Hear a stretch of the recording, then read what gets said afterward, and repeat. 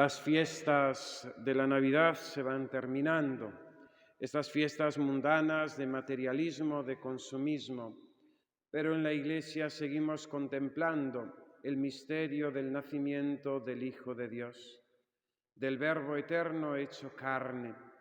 Y la liturgia de este domingo nos invita a contemplar con mirada sobrenatural, con mirada de fe, con mirada teológica, el misterio de Belén.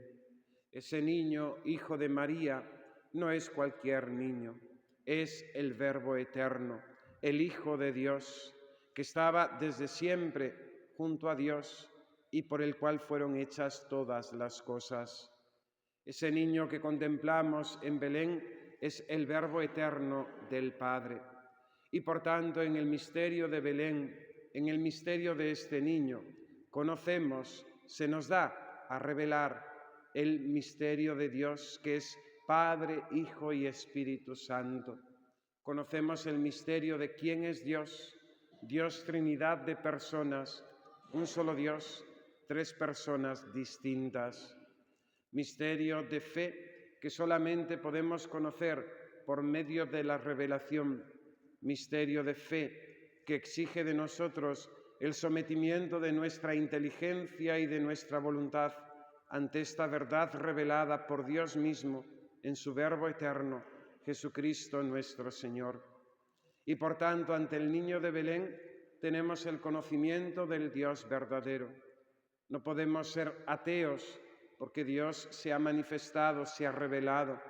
No podemos ser agnósticos porque Dios se ha hablado claramente y ha venido Él mismo en persona a revelarse y a darse a conocer y cuál es su voluntad y lo que nosotros tenemos que cumplir. No podemos caer en el pensamiento mayoritario de la actualidad de que algo existe. No, algo existe, no. Dios existe y Dios se ha revelado en Jesucristo y Dios es uno y trino, Padre, Hijo y Espíritu Santo. Y quien crea esto se salvará y quien se niega a creer esto se condenará.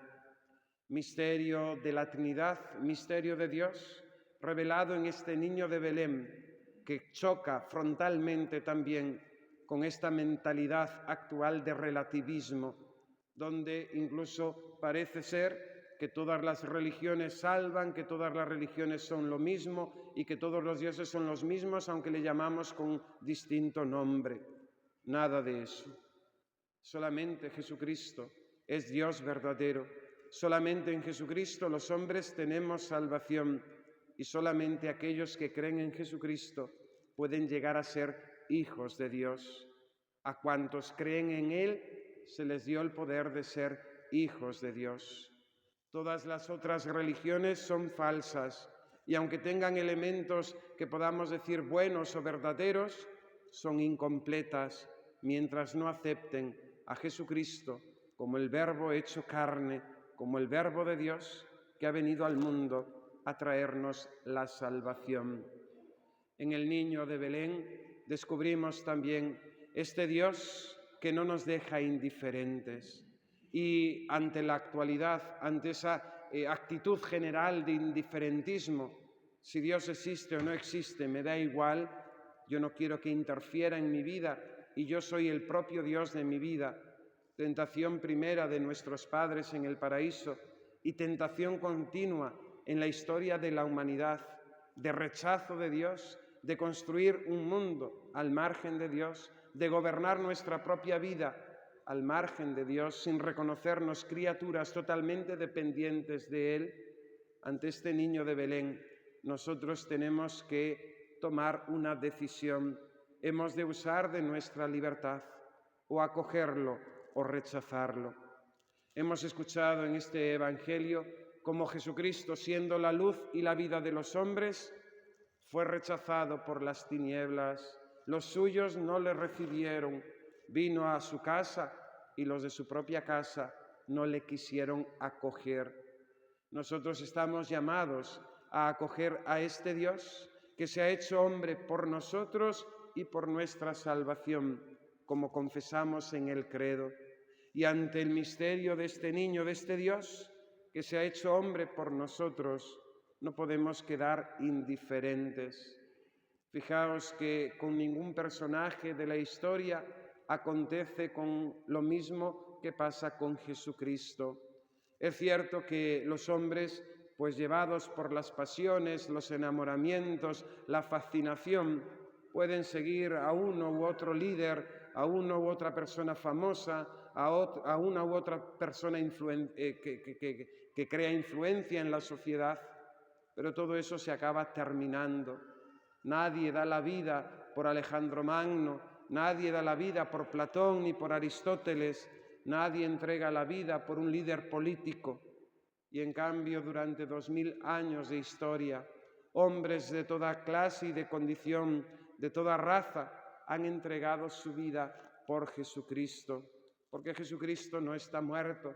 Jesucristo no es un personaje de la historia de hace 2000 años. Sí, vino al mundo, pero Él está vivo, ha resucitado y sigue actuando en los corazones.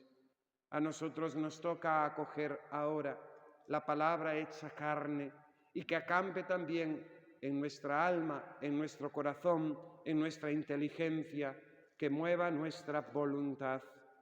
De algún modo, el misterio de la encarnación y del nacimiento del Hijo de Dios se renueva y perpetúa a lo largo de la historia en cada corazón que acoge esta palabra y que la lleva a cumplimiento. A cuantos creen en Él, se les dio poder de ser hijos de Dios. Dejemos que Cristo nos dé vida y dejemos que Cristo nos dé luz verdadera.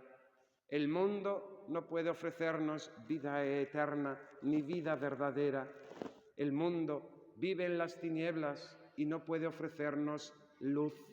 Necesitamos a Jesucristo que ilumine nuestras vidas, que disipe las tinieblas de nuestros pecados, de nuestras dudas, de nuestras incertidumbres. Necesitamos a Jesucristo que venga con su verdad para iluminar nuestro camino, señalándonos claramente cuál es nuestra meta, el cielo. Así lo decía el apóstol San Pablo en la epístola. Pido a Dios nuestro Señor que os dé la gracia y la sabiduría para conocerlo, iluminando los ojos de vuestro corazón, para que comprendáis cuál es la esperanza a la que se os llama, la herencia de los santos. Está aquí el misterio de nuestra fe, es aquí el motivo de la encarnación y del nacimiento del Hijo de Dios, que quiere hacernos santos, que quiere llevarnos consigo al cielo, que quiere darnos esa felicidad, esa plenitud en la vida eterna, compartiendo, viviendo, siendo en el mismo Dios por toda la eternidad. Nadie puede ofrecernos cosa igual y por tanto hemos de ser inteligentes.